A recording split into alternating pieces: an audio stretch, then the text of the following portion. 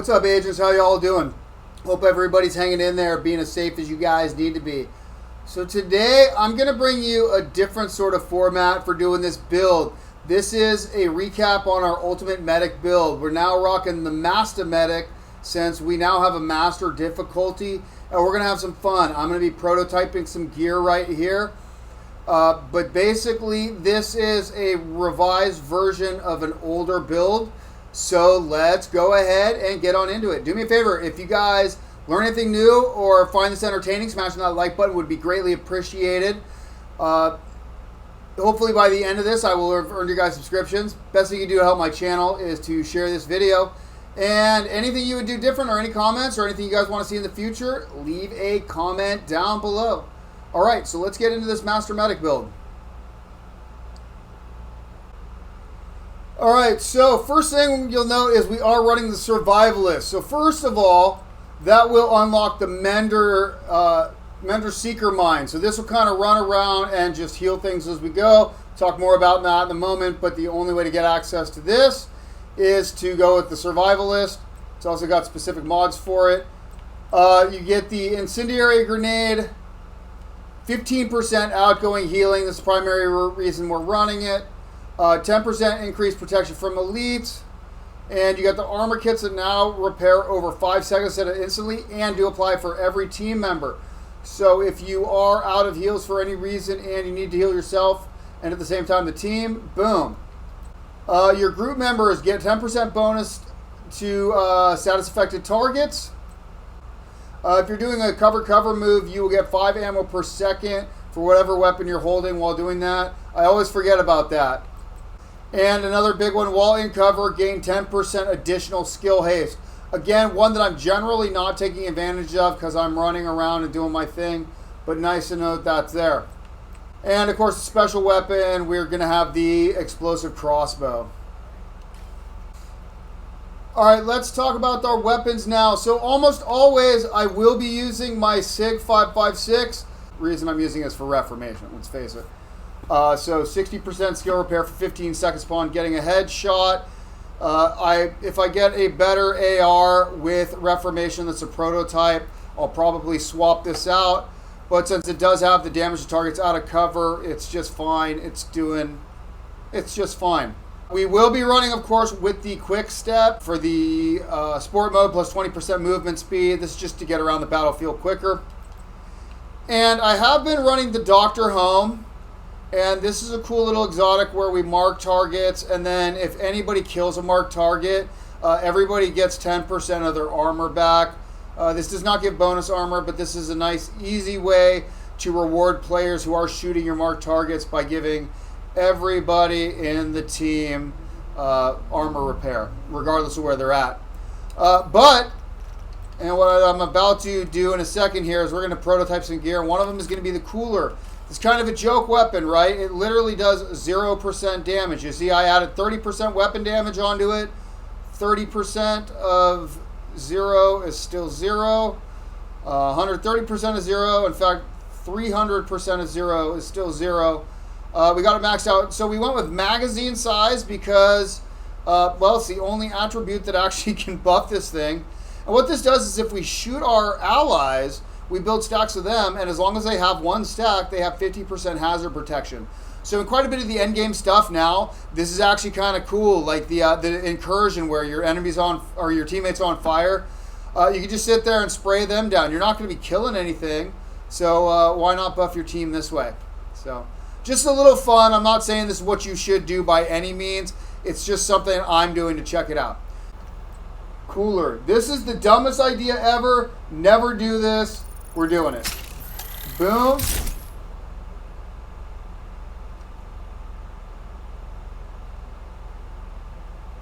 Literally, it maxed out our crit hit damage. All I wanted was mag size. That's all I wanted, guys. And they couldn't even do that. I got crit hit damage on, and I'm never going to do damage. Rifle damage, weapon damage. Got a chance. Here's the cool thing. Paradox actually might be okay. Of refilling your mag for each 2 bullets fired. You don't have to hit, you just have to fire. So that might actually make it so that we can keep this procced that much longer. Boom. Now my cooler is even cooler. All that work for a weapon that has 0 total % damage. Alright, now let's get into the gear and brand sets. So our gear set, we are running 4 pieces of Future Initiative. So the 2-piece for the 30% repair skill, 3-piece for the skill haste and the skill duration, and primarily the 4-piece for ground control. Increases you and your allies' total weapon and skill damage by 15% while it's full armor. And then when we repair an ally, all allies within 5 meters of myself are also repaired for 60% of that amount. However, since we are running with the backpack and we get the strategic ground support, this increases our ground control proximity repairs from 60% to 120%. So anytime we heal an ally, anybody within 5 meters of us gets healed for 120% of what we healed that other ally for. So you notice we do have the prototype backpack here. So we got Quantum on here, 1.6% chance to become immune. That's level 1. I may re-roll this. I'm still trying to figure out what I want for all of my augments on the healer build here. So I'm probably going to actually go, unless I figure out something better, and you guys let me know in the comments, I'm probably going to try to get Quantum everywhere to keep myself as immune to damage as possible so I can run around and keep the healing up. You'll notice everything here has repair skills. This is 24.9. You can get up to 30%, I believe it is, on the prototype gear. This one, 25.1. These are 2 natural drops. We're going to do our first prototyping right now. The knee pads. Here we go. You guys ready? So we're hoping for 30% repair skill. Boom.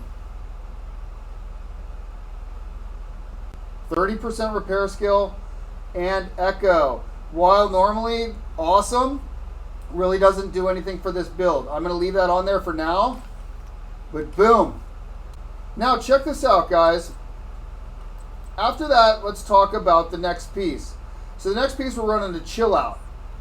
And this Chill Out, we got repair skill on it, and we got 2 repair skill mods. So this has 60% repair skill built into it. More repair skill than we can get through attributes on any other piece of gear. I did have this rolled for skill tier before, but because each one of these is 1.5 skill tier, we're only going to need 4 pieces. So this one right here, this is going to be a 1.5 skill tier when we upgrade it, which means I will also be able to roll this piece, that skill tier, into armor. So we're going to have armor as our core here, armor as our core here, and since we'll have 1.5, 1.5, 1.5, and 1.5, we will still have our skill tier 6 despite also being able to rock additional armor. Alright guys, we're prototyping. We're going to see. I don't know what's going to happen with this one.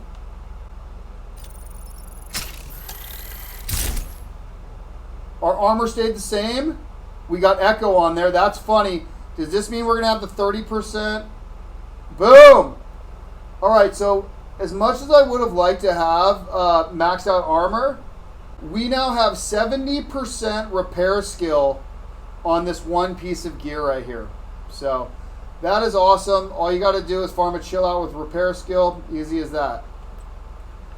And the last piece of gear to talk about, which I haven't even maxed proficiency on yet, is our Benefactor. And you guys, I'm actually going to try to hold off. You'll notice that in the attribute slot, we have skill haste and then repair skill below that. I want to find one with the repair skill in the top attribute slot. Overall, there's a chance this one could get maxed out and have the 30% repair skill, but I found most of the time, if it's just going to max out one attribute, it will be the top attribute. So I'm going to hope to find one of these Benefactors with repair skill as the top attribute. Once I get that, we can go ahead and this guy's ready to rock and roll. I just got to re-roll that skill tier into armor core, and then we will be rocking. So let's see. Oh, and of course, you guys probably saw every mod slot, we do have a repair skill. So we got 20% there, 20% there, 20% there. So we got 80% repair skill just in our mods. The last thing to mention before we move on to the skills is the chest. The Benefactor does come with this new Perfect Empathic Resolve, which is a drastic improvement over the old and standard Empathic Resolve, especially for yourself.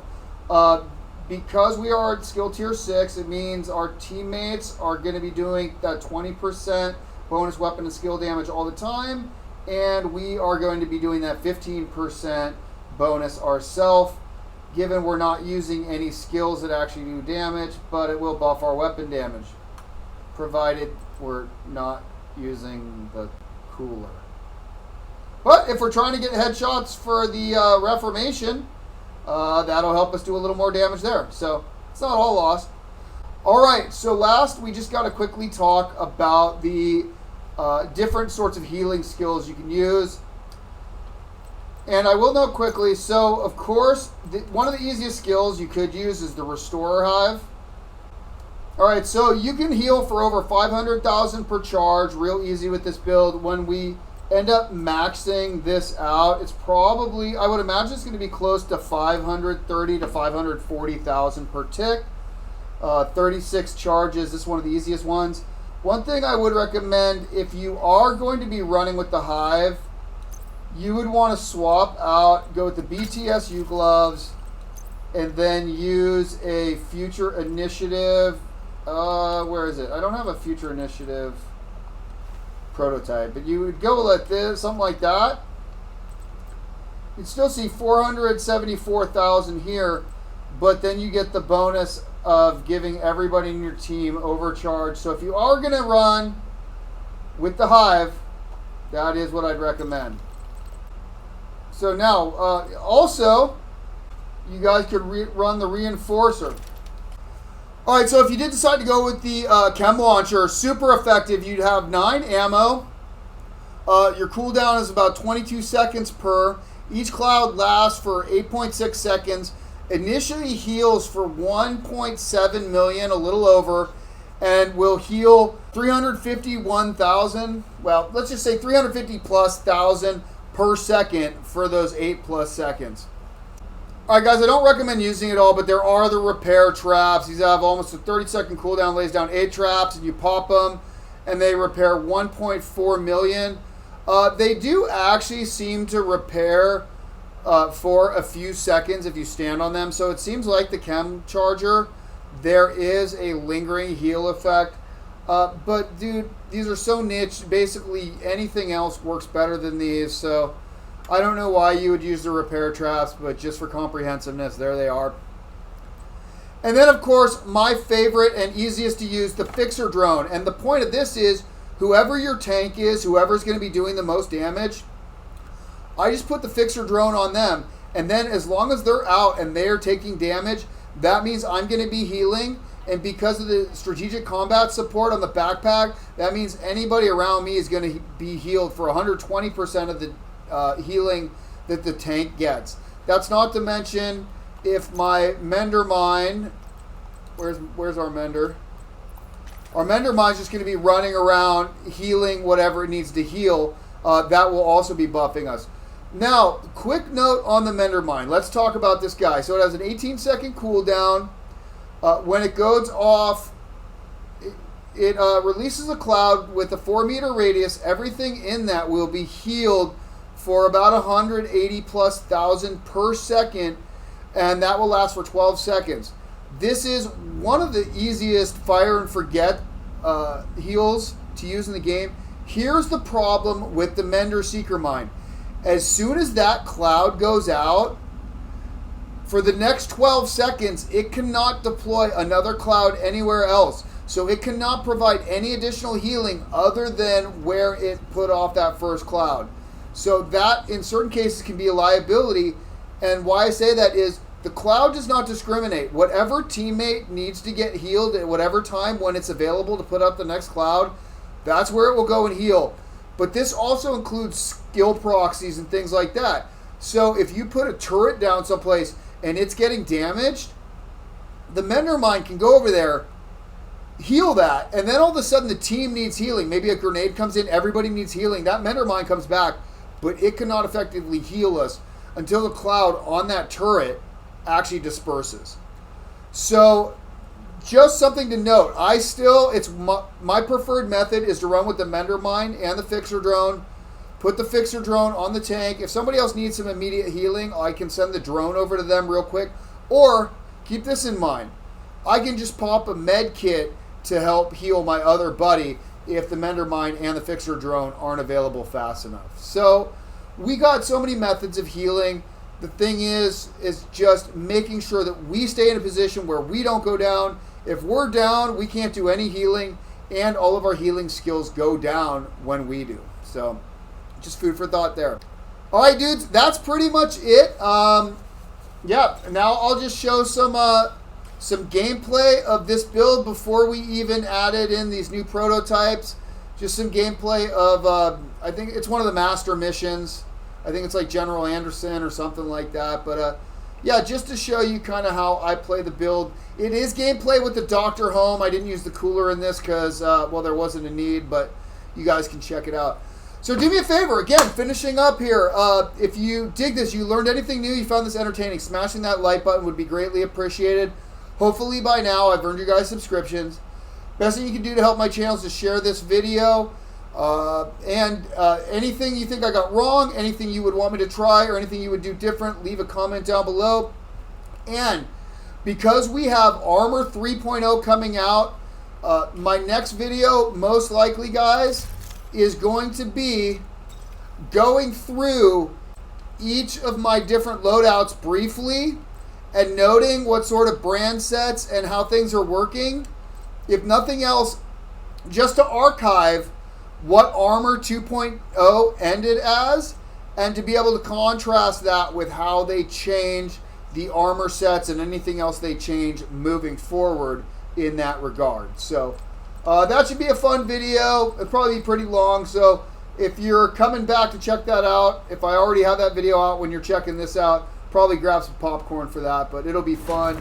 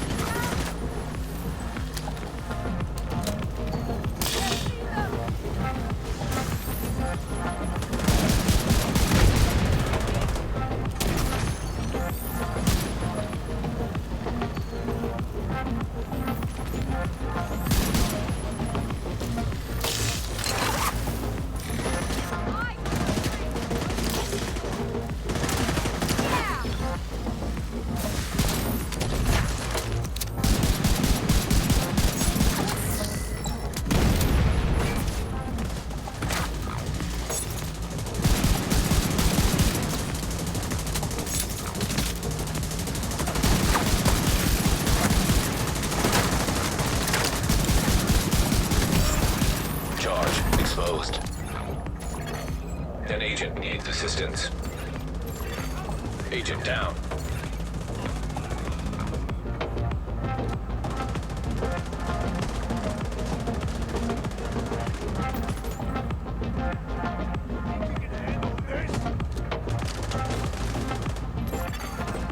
down.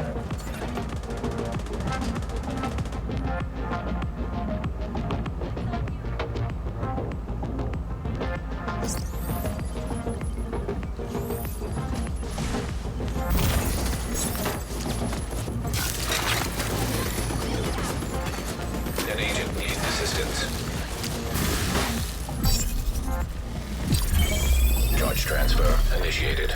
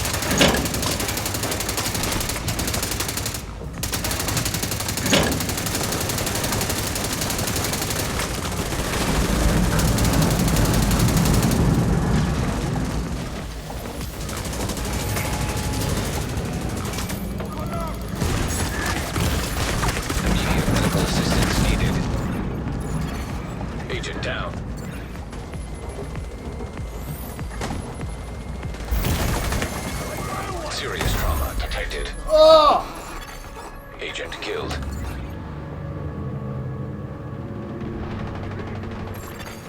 Hostile assault turret detected. Hostile explosive seeker mine detected.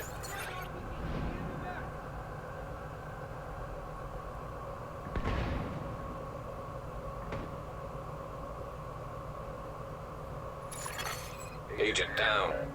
Alright, well that was fun, considering I had no idea what I was getting pulled into.